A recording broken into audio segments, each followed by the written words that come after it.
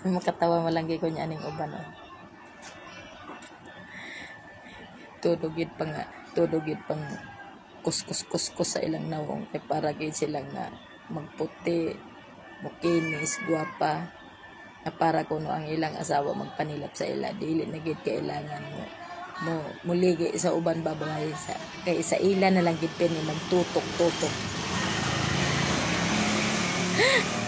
Nasobrahan yun noon. May naing anak, nasobrahan, ibiyaan yun sa asawa. Di mo, biyae. Kay nasuko na lang yun ng bana kay abi sa bana. Biyaan ko ning namatay ni kay ngano man ni nga na-over naman ni sa mga pang-apply sa nawong nga matis na ang nawong. Siguro na ani gipaibog-ibugan nga lahi. Kaya nahimog away hasta sa nagbuwag. Makatawa man kita ni aning mga sao mo kasi dili pa magid makontento sa nawong kung saan ang klasihang nawong nga mauna malangin na ang nawong niya itong una niya usbon pa malanggi hapon huwag na nagtikaguwang naman po hinoong mundo ha.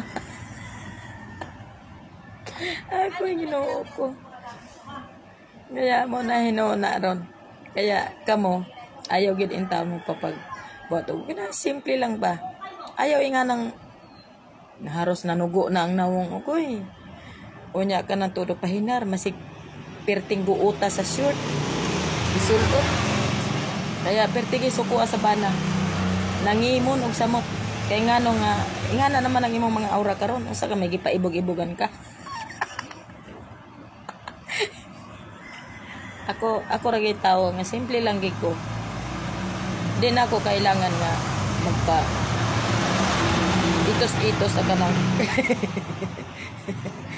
mga panulot ba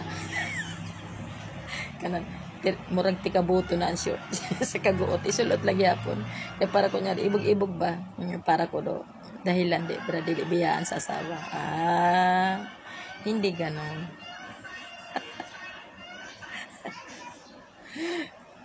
Ibiyaan kayo no sa imong asawa ang sobra nimo pangulipin nga ikaw ra ang tan-awo niya hindi na matanaw sa uban sobrahin noon pangulipin nimo gibiyaan kay noon kay nadudahan ka nga may laki ka kaya mo nagibiyaan